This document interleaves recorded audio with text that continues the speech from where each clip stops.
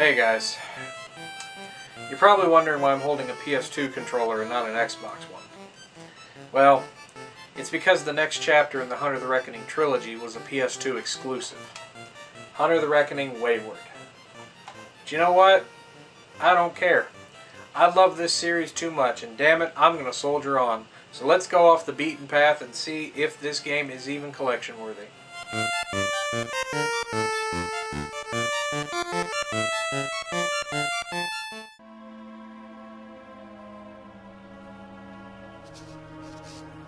Where did I put that box of ammo? Never mind, I see it. A few years after the events of the first game, the city of Ashcroft is enjoying a peaceful existence. However, two new hunters have come to town to stop the new threat brewing under the city. Before they went on their hunt, one of the hunters sent an email to our original four heroes warning them of this new evil before going missing. With this knowledge, they returned to Ashcroft yet again to combat this new danger. To Priest 316, Cop 380, Ravers 620, Biker 365. You do not know me, but I know you. Each of you was one of the survivors of Ashcroft, but you were mistaken in your belief that you won. A cult has arisen here. Bizarre flesh creatures and rots are stalking the streets. People have started disappearing. The shadows have enshrouded this place, and I can feel a link to something otherworldly. I am seeking your help. Come to Ashcroft. We will cut the malignancy from this world, one tumor at a time. Come to Ashcroft. I hate Ashcroft. What's the matter, old man? This was cake last time.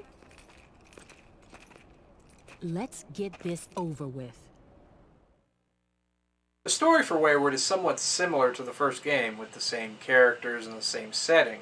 But in this case, more is definitely a good thing, as the city of Ashcroft is just as cool as Silent Hill, without the fog. And the Hunter universe is just so damn cool. But then again, what is it about evil towns that compel people to go to them anyway?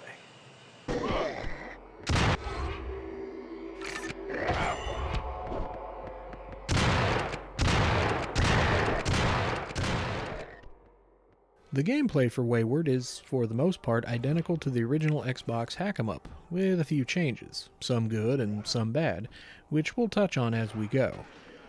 The first thing is the controller layout. It's still a dual-stick system, and the face buttons still serve as weapon and edge swapping. But now melee and ranged attacks have their own buttons, which is a wonderful addition. The DualShock may take some time getting used to, especially if you're coming from an Xbox controller, but you'll get the hang of it in no time. Next is stage progression.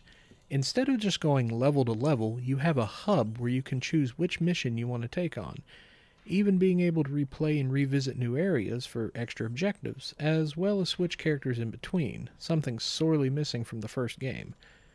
Speaking of characters, our favorite foursome of Deuce, Esteban, Cassie, and Sam return, along with newcomer Joshua, the titular Wayward, who plays like a certifiable crazy badass.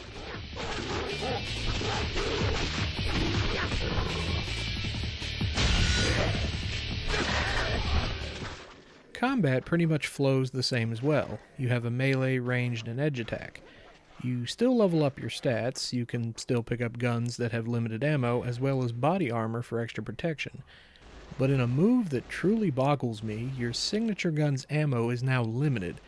Why they did this, I have no clue, but it does make you use your melee more, so it's not all that bad. Also, multiplayer is counted down to just 2 players, even though the PlayStation 2 has a multi-tap accessory.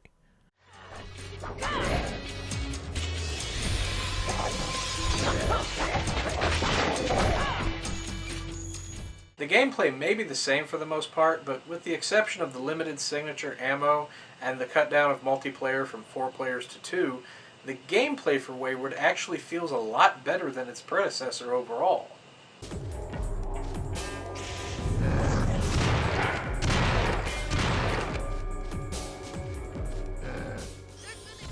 As far as graphics go, Wayward's not bad looking. True, the Xbox version looks a little bit better because it had more powerful hardware, but it's 2015, so it's kind of a moot point. Still, even with some slowdown, the PlayStation 2 did a good job with the characters and environments. even if a lot of them are recycled from the first game. For audio, it's also the same.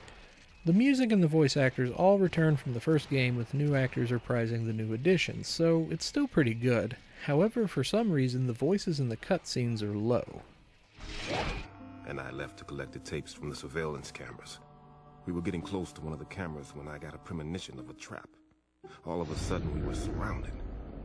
Then a werewolf waded into the circle, and Fanatic and I opened fire. But it was a lost cause. I blacked out soon after that. I woke up in a prison cell. I looked out into the main room and saw Devin chained down. Interested in what's going on? You will find out soon enough. Bring him. I think I passed out again shortly after that. Because when I woke up, there was this freak of nature standing at the open cell door. Rise and shine, sweetheart. It's parole time. The governor just come and saved your ass. Now get out of my cell. Forget about your friend and everything else in here. So that's Hunter the Reckoning Wayward. Is it collection worthy? Yeah, in fact, it's a really good game. The slight changes that were made help more than hinder, and even though it's a PS2 exclusive, my Xbox friends, don't worry, it's still worth collecting. And it's pretty affordable too, so give it a shot. Well, now there's only one game left in the Hunter Halloween special, so tune in next week for the exciting conclusion. You know, reviewing a PS2 game wasn't as bad as I thought. Maybe I picked the wrong system to go for. Nah. As always, this is the Dolly Popka saying, if you want to play retro, try going green. And stay green. See you next time.